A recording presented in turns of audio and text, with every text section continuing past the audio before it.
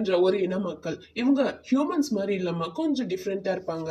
இவங்களோட முழு நேர வேலையே ரொம்ப விலை மதிப்பான துணிகளை நெய்யறதுதான். இவங்களோட வயசெல்லாம் ரொம்ப மெதுவா தான் இன்க்ரீஸே ஆகும்.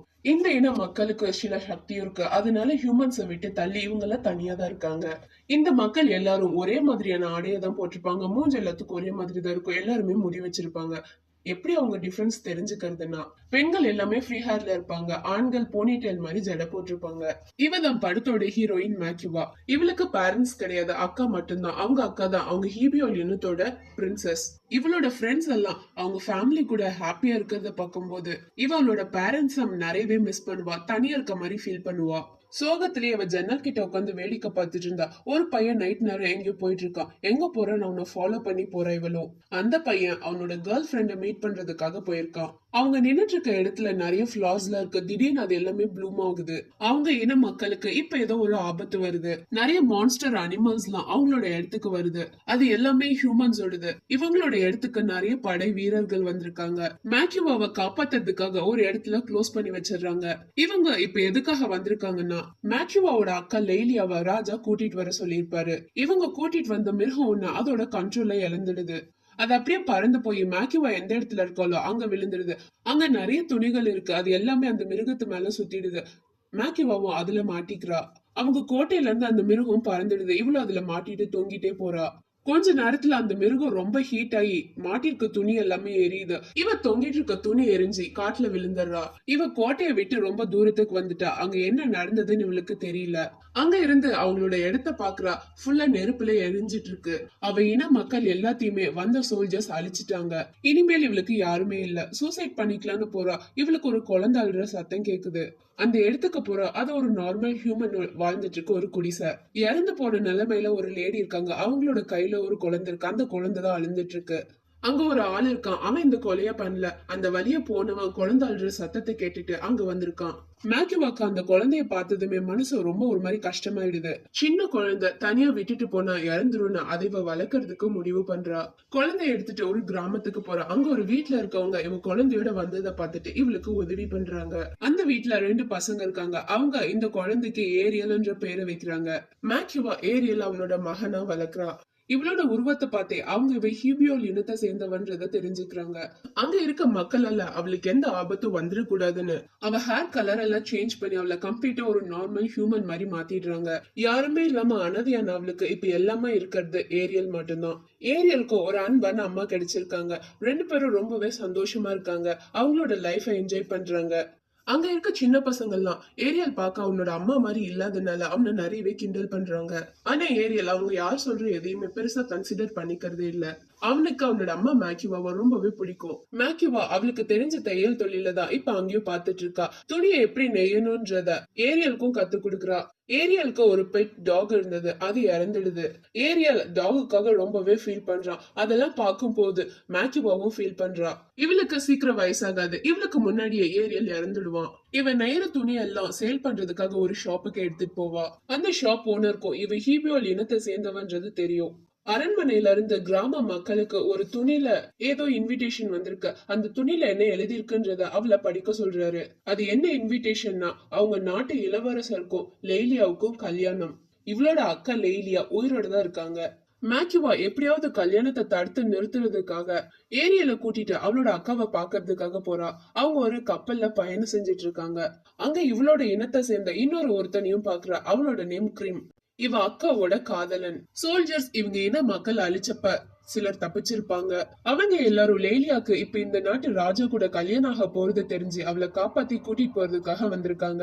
அவங்க இனமே அழிஞ்சிடுச்சுன்னு நினைச்ச மேக்யூவா இப்ப இன்னும் சிலர் உயிரோட இருக்கிறத பார்த்து ரொம்பவே சந்தோஷப்படுறா. ஏரியலுக்கு அவங்க கூட அங்க இருக்கிறது சுத்தமா பிடிக்கவே இல்லை. ஏன்னா மேக்யூவா அவங்க கூட ரொம்ப கம்மியா டைம் ஸ்பெண்ட் பண்றாளோன்னு நினைக்கிறான். எல்லாரும் நாளைக்கு கல்யாணம் நடக்கும்போது லெய்லியாவை எப்படி காப்பாத்தணும்ன்றத பிளான் பண்றாங்க. அடுத்த நாள் இளவரசர் ஒரு மிருகத்து மேலேயும் லெய்லியா ஒரு மிருகத்து மேலேயும் ஊர்வலம் வந்துட்டு இருக்காங்க. கிரிம் போயிட்டு இளவரசர் இருக்க மிருகத்தோட காலை கிழிச்சிடுறான். அது கட்டுப்பாட்டை இழந்துடுது. அப்போ மேக்கிவா லேலியாவை அங்க இருந்து கூட்டிட்டு போயிடுறா. சோல்ஜர்ஸ் லேலியா தப்பிச்சு போறத பாத்துட்டு அவங்கள துரத்திட்டே வராங்க. லேலியா இப்ப பிரெக்னன்ட் ஆயிருக்கால, அவளால மேக்கிவா கூட வர முடியாதுன்னு அவள அங்கேயே விட்டுட்டு போக சொல்றா. மேக்கிவா அதை கேட்டதுமே ஷாக் ஆயிடுறா. அவளுக்கு என்ன பண்றதுன்னே தெரியல. சோல்ஜர்ஸ் அவளை சுத்தி வளைச்சிடுறாங்க. ஸ்டார்டிங்ல ஏரியல் அவளுக்கு கிடைச்சப்ப குடிசையில ஒரு ஆளை பாத்திருப்பா. அந்த ஆள் அவளுக்கு உதவி பண்றான், அங்க இருந்து காப்பாத்துறான். அவனும் ஹீபியோல் இனத்தை சேர்ந்தவன் தான். இந்த மக்கள் கிட்ட பாதுகாப்பா இருக்கிறதுக்காக இவள மாதிரி அவனும் கெட்டப்ப சேஞ்ச் பண்ணிருக்கான். லேலி அவ காப்பாத்துறதுக்காக தான் கிரிமோனோட ஃப்ரெண்ட்ஸும் அந்த ஊர்ல இருந்திருப்பாங்க. அவளால வர முடியாதனால இப்ப அவங்க அங்க இருந்து கிளம்பிடுறாங்க. மேக்கிவாவும் திரும்ப கிராமத்துக்கு போறது இல்ல. ஏரியால கூட்டிட்டு இப்ப வேற ஒரு இடத்துக்கு போயிடுறா. அவ கூட அவளோட பையன் ஏரியல் இருக்கனால இப்ப அவங்க புதுசா போயிருக்க இடத்துல அவளுக்கு எந்த வேலையுமே கிடைக்க மாட்டேங்குது. வீட்டுல அவளுக்காக வெயிட் பண்ணிட்டு இருக்க ஏரியல் துணியில அம்மான்னு எழுதுன மாதிரி நெஞ்சு வச்சிருக்கான். இவ வேலை கிடைக்கலன்னு சோகத்துல இருக்கனால அவன் குப்பை தான் பண்ணி வச்சிருக்கான். அவன் மேல கோவப்படுறா. அவனும் வீட்டை விட்டு ஓடிடுறான். மேகிவா அவன் மேல கோவப்பட்டதை நினைச்சு ஃபீல் பண்றா. அவனை தேடி போறா. அவன் கிட்ட சொல்லி எல்லாத்தையுமே புரிய வைக்கிறா. ஏரியல் அவளுக்கு ஒரு ப்ராமிஸ் பண்றான். இப்ப அவ எவ்வளவு கஷ்டப்பட்டு அவனை பாத்துக்கிறாளோ அந்த மாதிரி ஃபியூச்சர்ல இவ அவளை பாத்து பண்ணா. கொஞ்சம் வருஷங்கள் ஆகுது. ஏரியல் இப்ப கொஞ்சம் பெரிய பையனாயிட்டான். மேகிவாக்கு தான் வயசு கம்மியா இன்க்ரீஸ் ஆகுறதுனால அவ இன்னும் அப்படியே தான் இருக்கா. அதனால அந்த ஊர்ல இருக்க எல்லாத்துக்கிட்டையும் அவங்க ரிலேஷன்ஷிப்ப பிரதர் அண்ட் சிஸ்டர்னு சொல்லிடுறாங்க. இவனோட ஃப்ரெண்ட்ஸுக்கு மேகிவா பாக்குறதுக்கு அவனோட சிஸ்டர் மாதிரியே இல்லாதனால எல்லாரும் அவங்கள தப்பா நினைச்சுக்கிறாங்க. ஒரு நாள் அவ வேலை பார்த்துட்டு இருக்க இடத்துல லாங்க மீட் பண்றா. அவ இவ ஏரியால ஃபர்ஸ்ட் ஒரு வீட்டுக்கு எடுத்துட்டு போயிருப்பா. அந்த வீட்டுல இருந்த பையன் அவனும் இப்ப அரண்மனையில சோல்ஜரா ஒர்க் பண்ணிட்டு இருக்கான். ஏரியல் ஃபர்ஸ்ட் மாதிரி இல்லாம இப்ப எல்லாம் வித்தியாசமா பிஹேவ் பண்றானா. இவள அம்மானு கூப்பிடுறது இல்லையா. இவ அவளோட அம்மா இல்லன்றதையும் அவன் தெரிஞ்சுக்கிறான். லாங் சோல்ஜரா ஒர்க் பண்றதுனால லேலியாவை பத்தி அவனுக்கு ஏதாவது தெரியுமான்னு மேக்கிவா கேக்குறா. லேலியாவுக்கு ஒரு பொண்ணு இருக்கா. ராஜா லேலியாவையும் அவங்க பொண்ணையும் தனியா பிரிச்சு வச்சிருக்காரு. லேலியா கடைசி அவளோட பொண்ணு அவ பிறந்தப்ப பார்த்ததுதான். அந்த பொண்ணு அவளோட அம்மாவை ஒரு டைம் கூட பார்த்ததே இல்ல. அவங்க எப்படி இருப்பாங்க என்னன்றதோ அதுக்கு தெரியாது. அவளோட அப்பாவும் அவ கூட டைம் ஸ்பெண்ட் பண்ணதே இல்ல.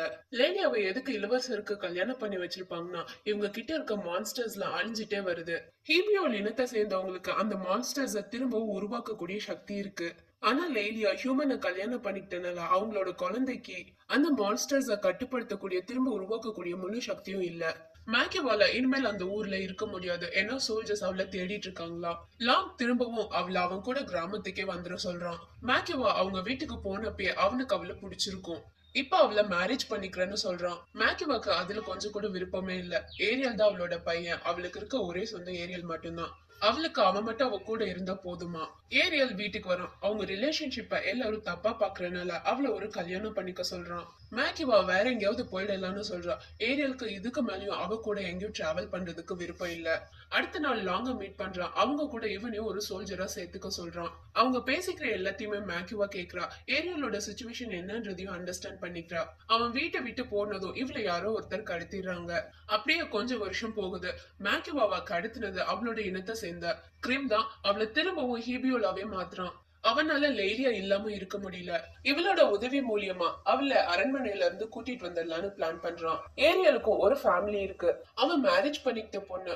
இவங்க ஃபர்ஸ்ட் ஒரு கிராமத்துல இருந்தப்ப இவனையும் மேத்யூவாவையும் சில பசங்க கிண்டல் பண்ணிருப்பாங்க. அந்த கேங்ல இருந்த பொண்ணு லேட்டரா அவளோட தப்ப ரியலைஸ் பண்ணி இவன் கிட்ட சாரி கேட்கறதுக்காக வந்திருப்பா. பட் இவன் ஊரை விட்டு போயிட்டனால அதுக்கப்புறம் அவனை பார்க்கவே இல்ல. ஃபைனலா எப்பயோ ஒரு நாள் பார்த்து ரெண்டு பேரும் லவ் பண்ணி மேரேஜ் பண்ணிக்கிட்டாங்க. அவங்க நாட்டு மேல எதிரிகள் திடீர்னு தாக்குதல் நடத்துறாங்க. மேத்யூவாவும் கிரிமும் லேலியாவை கூட்டிட்டு வர்றதுக்காக போறாங்க. 2-3 நாட்டை சேர்ந்தவங்க ஒன்னா வந்து இவங்க நாடு மேல தாக்குதல் நடத்துறாங்க. ராஜாவும் இளவரசரும் சுரங்கப்பாதை வழியா கோட்டையில இருந்து தப்பிச்சிடுறாங்க. லேலியாவையும் அவங்க பொண்ணையும் கோட்டையிலேயே விட்டுட்டு போயிடுறாங்க. எதிரிங்க கூட இந்த நாட்டு சோல்ஜர்ஸ் சண்டை போட்டுட்டு இருக்காங்க. எதிர்பாராம ரொம்ப வருஷத்துக்கு அப்புறமா ஏரியலும் மேத்யூவாவும் மீட் பண்ணிக்கிறாங்க. கிரிம் லேலியாவை மீட் பண்ணிடுறான். அவளை அவன் கூட வர சொல்றான். அவளால அவ பொண்ணு தனியா விட்டுட்டு வர முடியாதுன்னு சொல்றா. சரி ரெண்டு பேரும் இங்க இறந்துடலான்னு கிரிம் அவங்கள சுத்தி நெருப்பு வைக்கிறான். சோல்ஜர் அங்க வந்து லேலியாவை காப்பாத்திட்டு கிரிம் ஷூட் பண்ணிடுறாங்க. மேக்கிவாக்கு அங்க நடக்கிற எல்லாத்தையும் பார்க்கும்போது ஸ்டார்டிங்ல அவளோட ஹீபியோல் மக்களுக்கு நடந்த மாதிரியே தெரியுது. அவளுக்கு யாரோ ஒருத்தர் கத்துற வாய்ஸும் கேக்குது. அங்க போய் பார்த்தா அது ஏரியலோட ஒய்ஃப். அவங்க பிரெக்னெண்டா இருந்தாங்க. இப்ப அவங்களுக்கு பெயின் வந்துடுச்சு. அதனால கத்திட்டு இருக்காங்க. மேக்கிவா அவங்களுக்கு உதவி பண்றா. அவங்களுக்கு குழந்தை பிறந்துடுது. அத பார்க்கும்போது மேக்யூவாக்கு ஏரியல குழந்தையில பார்த்த மாதிரியே இருக்கு. போரும் முடிஞ்சிருது. இவங்க எதிரிங்க கிட்ட தோத்துட்டாங்க. மேக்யூவா போயிட்டு ஏரியல மீட் பண்ணி நடந்த எல்லாத்தையுமே சொல்றா. அப்புறமா போயிட்டு கிரிம்மா பாக்குறா. அவன் இறந்துட்டான். அங்க இன்னும் ஒரே மான்ஸ்டர் மிருகம் மட்டும் உயிரோட இருக்கு. அதை இவ கண்ட்ரோல் பண்ணி லேலியாவை திரும்ப ஹீபியோல் மக்கள் இருக்க இடத்துக்கே கூட்டிட்டு போயிடுறா. லேலியாவும் கடைசியா ஒரு முறை அவ ரொம்ப நாளா ஆசைப்பட்டுட்டு இருந்த மாதிரி அவளோட பொண்ணை மீட் பண்றா. அவ அங்கேயே இருந்தானா அந்த பொண்ணுக்கு ஏதாவது ஆபத்து வந்துடும்னு அவளை விட்டுட்டு இவ மேக்யூவா கூட போயிடுறா. அதுக்கப்புறம் ரொம்ப வருஷங்கள் ஆகுது. மேக்யூவா திரும்பவும் ஹியூமன்ஸ் இருக்க இடத்துக்கு வரா. அவ எதுக்காக இப்ப வந்திருக்கானா அவளோட பையன் ஏரியல கடைசியா பாக்குறதுக்காக.